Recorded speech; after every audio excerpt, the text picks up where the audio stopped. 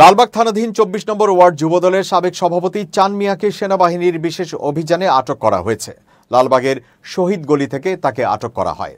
জানা গেছে, চাঁদাবাজ চান মিয়া লালবাগ থানাধীন বেড়িবাঁধের ঘোড়াপট্টিতে সরকারি জায়গা দখল করে রিকশার গ্যারেজ স্থাপন করে সরকারি জায়গা দখল করে রেখেছেন। লালবাগ থানাধীন শহীদনগর এলাকায় আওয়ামী সরকারের পতনের পর থেকেই অভিযুক্ত যুবদল সভাপতি চান মিয়া আধিপত্য বিস্তার করে এলাকার নিরীহ মানুষের কাছ থেকে দীর্ঘদিন ধরে চাঁদাবাজি করে আসছেন। এসব অভিযোগের ভিত্তিতে মঙ্গলবার রাতে আজিমপুর সেনা ক্যাম্প যুবদল সভাপতি চান মিয়াকে জোরপূর্বক চাঁদা গ্রহণ ও চাঁদাবাজি করার সুনির্দিষ্ট অভিযোগের ভিত্তিতে শহীদনগর ৩ নম্বর গলি থেকে আটক করে লালবাগ থানায় সোপর্দ করে। বিষয়টি নিশ্চিত করে লালবাগ থানার অফিসার ইনচার্জ মোস্তফা কামাল খান বলেন, চান মিয়াকে গতকাল রাতে আটক করে আমাদের থানায় সোপর্দ করেছে সেনাবাহিনী।